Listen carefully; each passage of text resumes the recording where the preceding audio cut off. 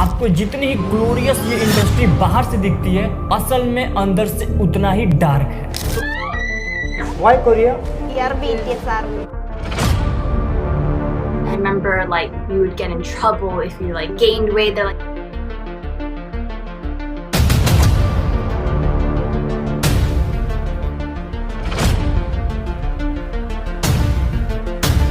एक ऐसा सच जिसे आपने सोचा तक नहीं हो। और ये स्लेव कॉन्ट्रैक्ट होता क्या है? क्या आपने कभी इन बैंड्स का नाम सुना है? शायद नहीं, लेकिन आपने इन बैंड्स का नाम कभी ना कभी सुना ही होगा, चाहे आप इन्हें सुनते हो या नहीं। पर बीटीएस और ब्लैकपिंक जैसे कोरियन बैंड्स का नाम आपने एक बार कभी ना कभी सुना ही होगा। और ये आर्टिस्ट एक आंधी की तरह पूरे दुनिया को अपने चपेट में ले लिए हैं। और ये कोरियन सिंगर्स आज के टाइम पर इतने फेमस हो चुके हैं कि बड़े बड़े आर्टिस्ट भी इनके साथ काम करना चाहते हैं। और ये के-पॉप सिंगर्स बिल्कुल ही परफेक्ट दिखते हैं, बिल्कुल स्वर्ग की परी की तरह। मैं भी यही सोचता हूँ कि आखिर एक इंसान इतना परफेक्ट कैसे हो सकता है। फिर मैंने के-पॉप और इस $1 बिलियन इंडस्ट्री का असली सच जाना, एक ऐसा सच जिसे आपने सोचा तक नहीं होगा। इस चमक धमक के पीछे सिंगर्स दुनिया से एक डार्क सच छुपा रहे हैं। इस वीडियो को जरूर से जरूर पूरा देखना, चाहे लाइक कमेंट ना करो पर शेयर जरूर करना। यूथ के बीच में के-पॉप इतना पॉपुलर है कि लोग बस उनके गाने और वीडियोस ही नहीं देखना चाहते, बल्कि अपनी रियल लाइफ में भी हूबहू उनकी तरह दिखना चाहते हैं। Where do you want to work? Korea. Korea. Nice. Why Korea? Biar BTS Army. आज के टाइम में इतने ज्यादा के-पॉप ग्रुप निकलकर बाहर आ रहे हैं जैसे इनको किसी कंपनी में मास प्रोड्यूस किया जा रहा है। और मैं आपको बता दूं कि ये सच है, ऐसा ही हो रहा है। ये ग्रुप इंडिविजुअल ग्रुप या आर्टिस्ट नहीं होते, इनको पूरी तरह एजेंसीज कंट्रोल करती है। इनके लुक्स से लेके, इनके डाइट से लेके, यहाँ तक कि इनकी लव लाइफ भी एजेंसीज द्वारा कंट्रोल किया जाता है। क्योंकि ये सारे आर्टिस्ट एक स्लेव कॉन्ट्रैक्ट के अंदर साइन होते हैं और इनका अपनी खुद की लाइफ पे कोई कंट्रोल नहीं होता। आपको जितनी ही ग्लोरियस ये इंडस्ट्री बाहर से दिखती है, असल में अंदर से उतना ही डार्क है। तो आखिर इसकी शुरुआत कहाँ से हुई और ये स्लेव कॉन्ट्रैक्ट होता क्या है? तो आइए जानते हैं। Let's start. Shutting it down, been in the grind of my people all up in this place. Spinning this thing, gold on my ring, royalty up in my veins. I'm loco, think I'm so cold, I say stuntin', ain't no going back. Now they ask where Kiki's at, I'm like, you can't hang with I that. remember like we would get in trouble if you like gained weight. They're like, you know, we're feeding you guys. We always have to be on stage looking perfect and performing the same thing. It's like working out for 2 hours. The truth is not just ugly, it's abhorring. सीओ Taiji और इनके group ने Korean industry में एक revolution लेकर आया और वो बने द फर्स्ट के-पॉप बैंड। और आज हम के-पॉप ग्रुप के 3rd जनरेशन में आ चुके हैं। अच्छा, मेन बात तो ये है कि इसका क्रेज कोरिया से इंडिया में आखिर आया कैसे और इंडियन लोग इन्हें कैसे सुनने लगे। इसकी शुरुआत हुई इंडिया के नॉर्थ ईस्ट के स्टेट मणिपुर से, जब मणिपुर में बॉलीवुड मूवीज बैन हुई थी। फिर धीरे धीरे ये बीमारी सॉन्ग्स पूरे इंडिया में फैल गया। 16 सितंबर 2017 को के-पॉप पहली बार इंडिया के मेन स्ट्रीम में आया, जब VH1 चैनल पर के-पॉप नाम का एक शो रिलीज किया गया। तो ये स्लेव कॉन्ट्रैक्ट होता क्या है, इसका अंदाजा तो आप इसके नाम से ही लगा लेंगे। 날씬하면서 이쁘면서 가수를 하고 싶어 하고 춤을 출 줄 알아야 되고.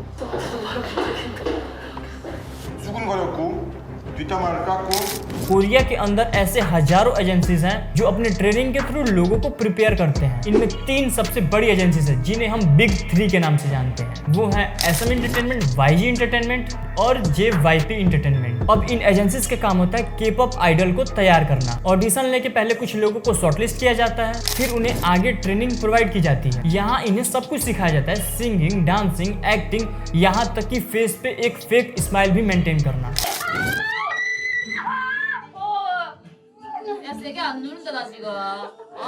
나 지금 손만 가져. 하고 있어요.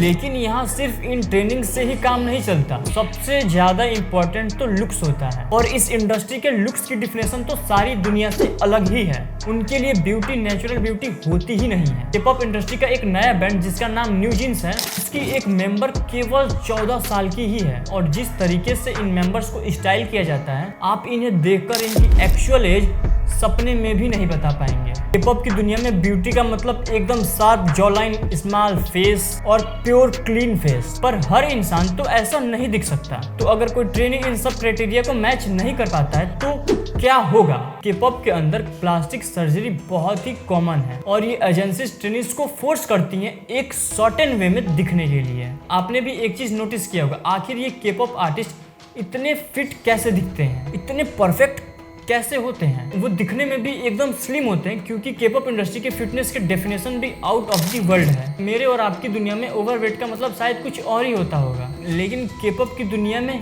ये है। यहाँ वेट के लिए एक अलग फार्मूला है। Height in centimetre minus 120 is equal to ideal weight. Suppose India में average female height 5 foot 3 inch है, यानी 161.5 सेंटीमीटर। तो अब इसमें से 120 माइनस कर लेंगे, वही होगा एक आइडल वेट K-pop के हिसाब से, यानी 41 किलो। और सभी आर्टिस्ट को ये मेंटेन करने के लिए बहुत ही ज्यादा ब्रूशियल वेट कट से गुजरना पड़ता है। एक बार ली जून ने अपने एक इंटरव्यू में अपनी डाइट रिवील की थी, जिनमें वो एक दिन में 1 एप्पल, 2 स्वीट पोटैटो और 1 बोतल प्रोटीन शेक, बस लगातार कुछ सालों से बस यही लिया करती थी। इसी स्ट्रिक्ट डाइट के कारण बहुत बार देखने को मिला है कि ये K-pop आर्टिस्ट कई बार स्टेज पर ही फेंट कर जाते हैं due to lack of energy.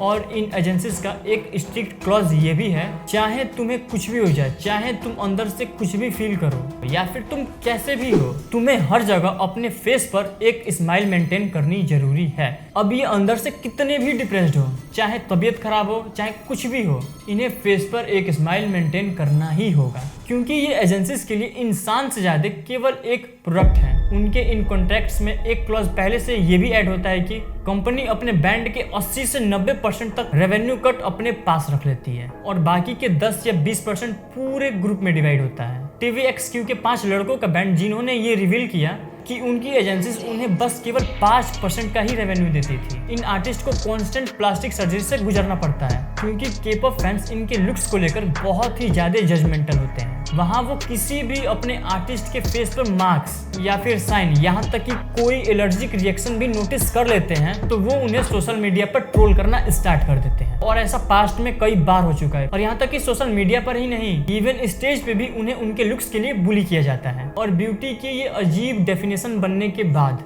एक सर्वे के अनुसार कोरिया के ही एक कॉलेज में ये पता चला कि 46% वुमेन ने कभी ना कभी कॉस्मेटिक सर्जरी कराया है। K-pop फैंस का ये अनकंडीशनल लव K-pop आर्टिस्ट के लिए भी बहुत खतरनाक साबित होता है। अगर कोई K-pop आर्टिस्ट पब्लिकली डेट करता है तो उनके फैंस ऑफेंड हो जाते हैं, फिर वे उनका कैंसिलेशन का डिमांड करते हैं। ऐसा ही एक केस है K-pop गर्ल ग्रुप का, जहाँ पर उस ग्रुप की एक लड़की ने सोशल मीडिया पर अपने बॉयफ्रेंड के साथ एक पिक्चर अपलोड कर दी, तो उसकी इंटरटेनमेंट एजेंसी ने उसके पेरेंट को सू कर लिया क्योंकि उनके एजेंसीज में एक रूल था, अपने खुद के मर्जी से किसी के साथ डेटिंग अलाउ नहीं है। इसके अलावा जब BTS मेंबर जंगकुक की सोशल मीडिया पर डेटिंग रूमर्स बाहर आई, जिसके बाद एक ट्रेंड चला था #CutForCookie, जहां पर जंगकुक के फैंस अपने हाथ काटकर सोशल मीडिया पर फोटोज अपलोड करने लगे। यहाँ तक कि कोई K-pop स्टार अपने फैमिली के साथ भी फोटो अपलोड नहीं कर सकता क्योंकि एजेंसीज के अनुसार उस पर केवल उसके फैंस का ही हक है। रियल में सोचे तो वो हक है भी नहीं। और जब जब किसी आर्टिस्ट ने ऐसा किया है तो वो उनके कैंसिलेशन का वजह बना। कोई भी K-pop आर्टिस्ट अपनी लाइफ को पब्लिकली एक्सपोज नहीं कर सकता, जैसे कि ह्यूना और ईडन 2 K-pop स्टार्स थे जिन्होंने पब्लिकली एडमिट किया कि वो रिलेशनशिप में हैं और कई टाइम से दोनों डेट कर रहे हैं, जिसके बाद उनकी एजेंसीज ने उन्हें ड्रॉप कर दिया। और ये सब इसलिए होता है क्योंकि K-pop कल्चर परफेक्शन को पुश करता है और इनके लिए परफेक्शन का मतलब यही है, आइडल की लुक परफेक्ट होनी चाहिए, फेस स्ट्रक्चर परफेक्ट होना चाहिए, वेट परफेक्ट होना चाहिए, आईज और नोज की शेप भी परफेक्ट होनी चाहिए। और इन्हीं सभी परफेक्शन को मेंटेन करने के चक्कर में कई आर्टिस्ट सुसाइड तक कर लेते हैं, जैसे कि किम जोंग, साइन ग्रुप का सिंगर और राइटर। तो जब आप अगली बार कभी भी इन सिंगर्स को देखें या फिर ऑन स्क्रीन इनकी चमकती धमकती लाइफ को देखें तो एक बार इनके पीछे काम कर रही है डार्क इंडस्ट्री और एजेंसीज के बारे में भी सोचें। तो अगर ये वीडियो थोड़ी सी भी इंफॉर्मेटिव लगी हो तो कमेंट करके जरूर बताएं और अपने आसपास के K-pop फैंस को जरूर शेयर करें।